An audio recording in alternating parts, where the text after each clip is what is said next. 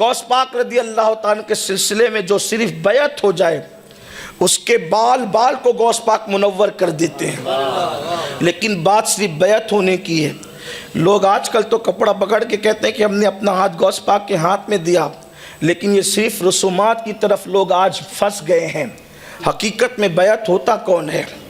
غوث پاک کی بیعت بے نمازی رہنے نہیں دیتی، غوث پاک کی بیعت دلوں میں کینہ رہنے نہیں دیتی، غوث پاک کی بیعت زبانوں سے غیبت ہونے نہیں دیتی، غوث پاک کی بیعت زنا سے بچا لیتی ہے، غوث پاک کی بیعت گناہ کبیرہ سے بچا لیتی ہے۔ ہم نے بیعت کو رسموں پر چھوڑ دیا ہے، حقیقت کی طرف آنے کو تیار کون ہے؟ ورنہ جو حقیقت میں مرید ہو غوث پاک کے مرید، صرف وہ مرید نہیں ہے جو غوث پاک کے سلسلے والے ہیں، جو ان سے محبت کرے سب غوث پاک کے مرید ہیں، اس لیے کہ کوئی سلسلہ ایسا نہیں ہے جہاں غوث پاک کی برکت نہ ہو۔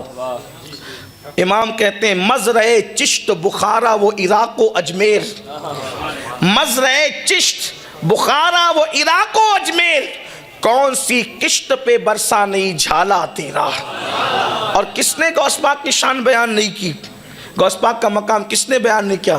محبوب الہی آبرو سلسلہ چشتیہ سلطان المشائخ سیدنا نظام الدین اولیاء فوائد الفواد میں آپ کے جو ملفوظات ہیں اس میں بات موجود ہے۔ فرماتے ہیں غوث پاک کی شان یہ ہے، غوث پاک کی شان یہ کہ ان کی چوکھٹ پہ پڑے رہنے والے کتب اور ابدال ہوتے ہیں، پڑے رہنے والے۔ محبوب الہی اپنے ملفوظات میں فرماتے ہیں کہ ایک شخص جس کے ہاتھ پیر مفلوج ہو گئے تھے، ہاتھ پیر پہ فالج ہو گیا تھا، تو وہ دروازے پہ پڑا ہوا توبہ توبہ کر رہا تھا۔ وہ شخص اندر ایک مرید آتا ہے اور آ کر کہتا ہے سرکار آپ کے دروازے پہ جو شخص پڑا ہے قابل رحم اس کی حالت ہے، اس کو معاف کر دیں۔ فرمایا کہ جا، ابھی اس کی معافی نہیں ہوگی۔ اس نے تکبر کیا، کہا سرکار آپ اس کی سفارش کریں، اسے توبہ کی توفیق ملے۔ غوث پاک نے اپنے مرید سے فرمایا پہچانتا یہ کون ہے؟ یہ جو دروازے پہ پڑا توبہ توبہ کر رہا ہے پہچانتا ہے کون ہے؟ کہا نہیں، کہا یہ اپنے وقت کا ابدال ہے، ابدال۔ اور ابدال کس کو کہتے ہیں؟ ہمارے علماء جانتے ہیں ابدال کس کو کہتے ہیں۔ اللہ کے رسول علیہ السلام فرماتے ہیں بارش ابدالوں کے صدقے میں برستی ہے، بکریوں کے تھنوں میں دودھ ابدالوں کے صدقے میں آتا ہے، اناج ابدالوں کے صدقے میں اگتا ہے، امت کی آئی ہوئی مصیبت ابدالوں کے صدقے میں ٹلتی ہے۔ ابدال ولایت کی وہ قسم ہے کہ اگر ان کا وجود ختم ہو جائے تو زمین ختم ہو جائے، قیامت قائم ہو جائے۔ اور وہ ابدالوں میں سے ایک ابدال غوث پاک کی چوکھٹ پہ پڑے ہوئے توبہ توبہ کر رہے ہیں۔ فرمایا سرکار یہ ابدال ہے، اور بیان کون کر رہا ہے؟ حضرت محبوب الہی بیان کر رہے ہیں اس کو فوائد الفواد میں، اور اولائے سنجر اس کو لکھ رہے ہیں کہ وہ ابدال چوکھٹے غوث پاک پہ پڑا توبہ توبہ کر رہا ہے۔ کہا سرکار اس کا یہ حال کیوں ہوا؟ فرمایا میری بے ادبی کرنے سے۔ فرمایا میری بے ادبی کرنے سے۔ کہا کیا بے ادبی کر دی؟ کہا کہ 3 ابدال ہوا میں اڑتے ہوئے جا رہے تھے، 3 ابدال ہوا میں اڑتے جا رہے تھے، جیسی میری خانقاہ میرا مدرسہ آیا ایک ادب سے ادھر ہٹ گیا، دوسرا ادب سے ادھر ہٹ گیا کہ شیخ عبد القادر جیلانی کی خانقاہ آ گئی۔ لیکن یہ تھا ابدال، اس نے سوچا کہ میں بھی ولی ہوں، غوث پاک بھی ولی ہے، تو پھر ان کی خانقاہ کا ادب میں کیوں کروں؟ ایک ادھر ہٹا ایک ادھر ہٹا، یہ جیسے اوپر گیا اس کو پٹک دیا گیا نیچے، اور فرمایا کہ اس کا یہ حال ہو گیا۔ صرف کب؟ غوث پاک کی خانقاہ کے اوپر سے گزرنے کا نتیجہ یہ ہے۔ زبان سے کوئی توہین نہیں کی، زبان سے کوئی بے ادبی نہیں کی، زبان سے کوئی گستاخی نہیں کی، بس ہم بھی ولی یہ بھی ولی، ہم ان کی خانقاہ کا احترام کیوں کریں؟ غوث پاک فرماتے پٹک دیا گیا، احوال سلب کر لیے گئے۔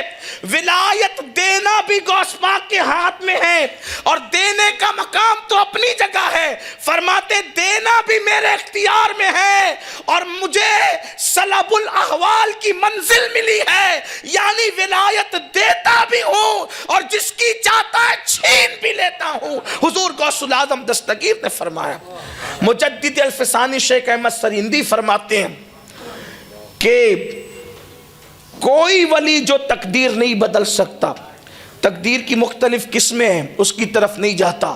بعض نے 5 کا، بعض نے 3 کا، کچھ لوگ ایک ہی مانتے ہیں، لیکن میں علماء کے تصریحات کی طرف جائے بغیر کہتا ہوں، مجدد الفسانی کہتے ہیں کہ جو اولیاء سارے اولیاء جو تقدیر نہیں بدل سکتے، تقدیر کی اس قسم کو تنہا غوث الاعظم دستگیر بدل سکتے ہیں۔ تقدیر بدلنے کا اختیار قدرت نے ان کو دیا۔ تقدیر کسے کہتے ہیں؟ تقدیر کسے کہتے ہیں؟ قرآن کہتا ہے لا تبدیل لکلمات اللہ، اللہ کے کلمات بدلتے نہیں، لیکن جو محبوب ہوتے ہیں ان کی شانیں کیا ہوتی ہے۔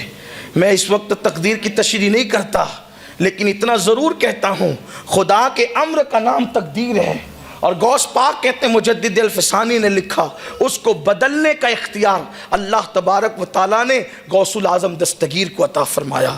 بات دور نہ نکلے، اپنی گفتگو کو اختتام کی سمیٹتے ہوئے آگے بڑھتے ہیں کہ غوث پاک کے سلسلے میں جو مرید ہو جائے، قادری ہو جائے، اس کے بال بال کو غوث پاک منور کر دیتے ہیں۔ قادریوں کی شان بڑی عظیم ہے، فرمایا مرنے نہیں دیتا اپنے مرید کو جب تک میرا مرید توبہ نہ کرے۔ اور فرماتے ہیں سلطان باہو نے لکھا اس کو، سلطان باہو لکھتے ہیں غوث پاک کے مرید پہ جو ظلم کرے غوث پاک اس کی 7 پشتوں کو تباہ کر دیتے ہیں۔ لوگ کیا سمجھتے ہیں سرکار غوث الاعظم دستگیر کی شان لوگوں کو کیا پتہ ہے؟ سلطان باہو جیسا ولی کہتا ہے 7 پشتوں کو، کس کو ستانے پر؟ مرید کو ستانے پر۔ جس کے مرید کو ستانے پر یہ حال ہے ان کی آل کو ستانے کا انجام کیا ہوگا؟ اور ان کے آل کی ستانے کے انجام کی لوگوں کو اطلاع نہیں ہے تو ان کے آباء و اجداد کو ستا کر ان کا دل دکھانے کا انجام کیا ہوگا؟ لوگوں پر مصیبتیں یوں ہی نہیں آتی۔ سرکار غوث پاک فرماتے ہیں مریدی لا تخف واشن فإنی، مریدی لا تخف واشن فإنی عزوم قاتل عند القتال۔ سرکار غوث پاک کی شان تو بہت بڑی ہے۔